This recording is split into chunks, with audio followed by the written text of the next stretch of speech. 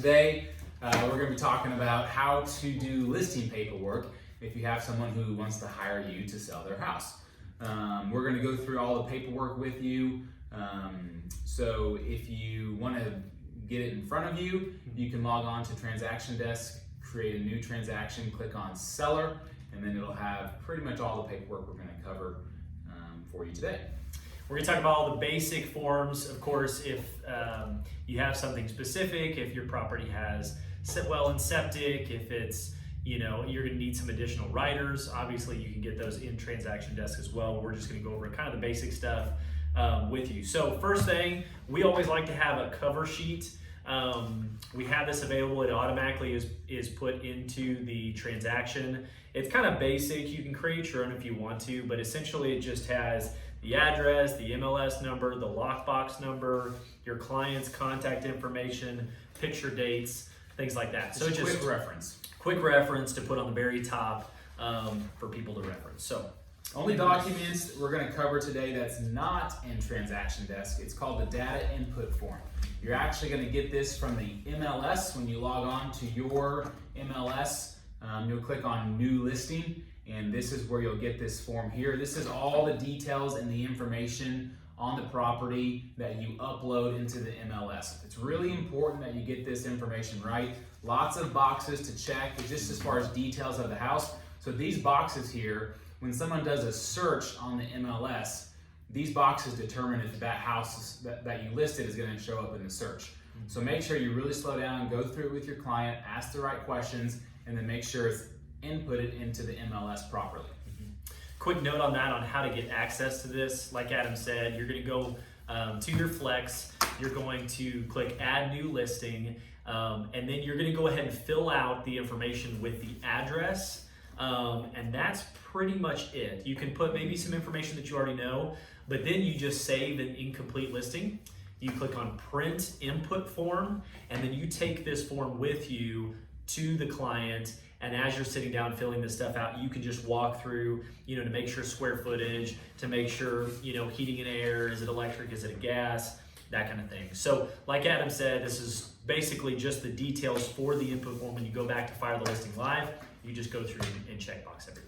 And side note, we do have a how-to procedure on listing paperwork, and it really is a step-by-step. And what Aaron just said as far as where to go in the MLS, that's all covered on that.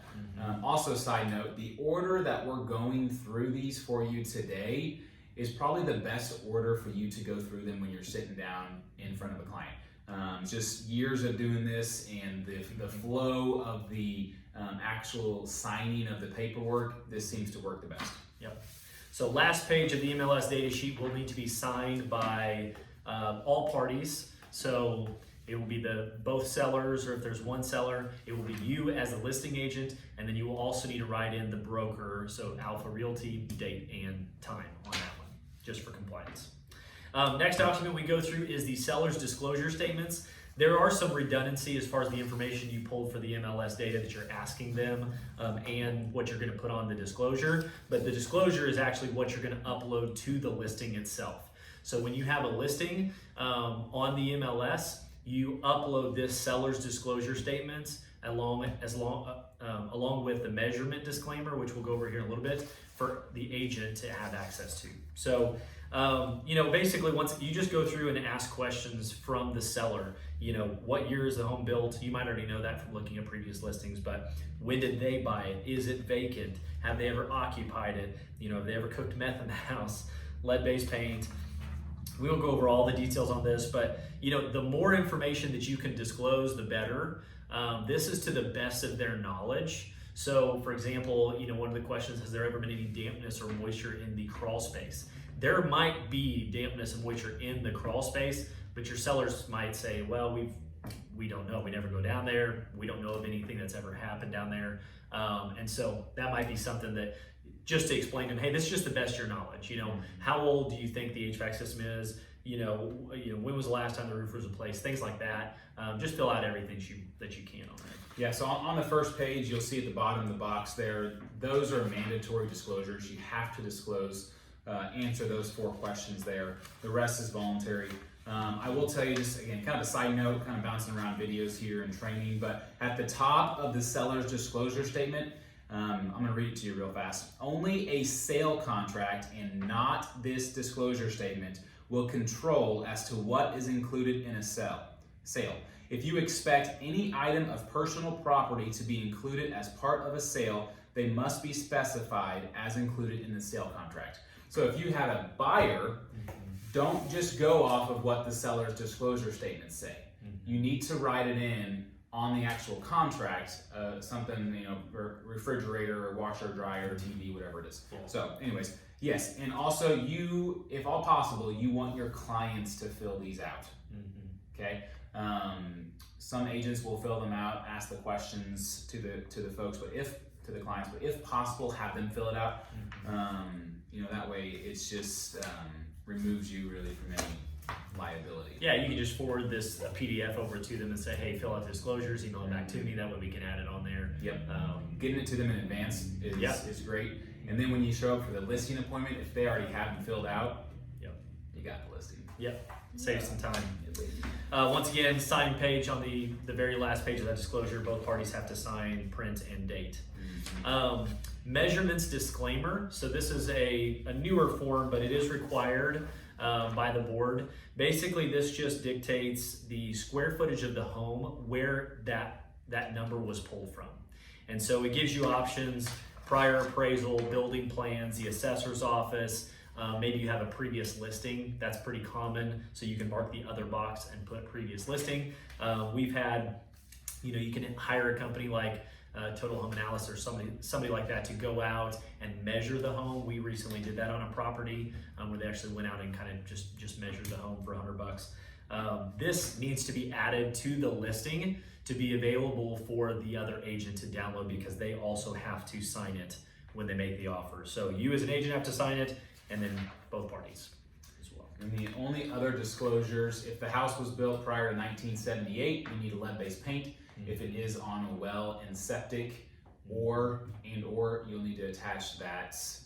If it has a pool, hot tub. Yeah. Those are all extra disclosure statements there. Okay, so the actual contract: the employment of broker by owner, exclusive right to sell. 99% of the time, this is the contract you're going to use whenever you list a property or land. Land does have a different employment agreement that you can use if it's vacant land, as well as disclosures, but you can use this stuff as well. So it's Form R200, but this is automatically uploaded in Transaction Desk. I think it's an 8-page form or something like that. So this is the contract where you're hiring us to sell your house, okay? And you do want to go through this with them, line by line, paragraph by paragraph. It goes over all the fees, the different ways we can represent them in the state of Missouri. It really goes over it in great detail. And a lot of times what I'll do is I'll sit down with a seller and I will have these two separate, stacks of paper, and I'll say, okay, first we're going to fill out the information about your home, and then we're going to fill out the paperwork that's employing, you guys are employing me to help you sell the home. And so that's where I kind of split them up. So the MLS data sheet, the seller's disclosures, the measurement disclaimer, that's kind of the first stack. And then these other ones we're going to go over is kind of the employment docs. So, like Adam said, this is where you can put in the percentage, usually the 6% is total what the seller is going to be paying to the listing agent, to the selling agent. Protection period. We won't go over everything on this form, but just read through it, kind of like the contracts. Once again, this is a binding contract as well. That they are employing you to help sell this house. And so this protects you and it protects them. Every single page has to be initialed by the seller and by you. So that's why this is very important. You don't see this really on any other contracts. Every page has to be initialed so that they understand what's going on. And a lot of it is legal jargon about, what is a limited agent, what is a dual agent, what is a transaction brokerage. We won't get into the details of what each of those mean, but read over them, understand them. That way you can explain it to your clients. Yep. And if you need to come in, talk to us, and we'll go through it. We'll kind of role play with you as far as how we explain everything. But you need to make sure that you at least read through it. That way you can answer any questions. Because honestly, if they have questions during the listing appointments or paperwork, it's most times going to be in this document here. It does cover default, if anyone wants to default on the contract on this agreement, specifically between seller and agent. And then the last page is the signature page. Of course, all parties sign, date, agent signs, same thing. Next form is the broker's appointment of designated agent or transaction brokerage. This is R250. Essentially what this, it basically lines out who can represent them during the process. Most of the time, if you're an individual agent, it's just going to be you.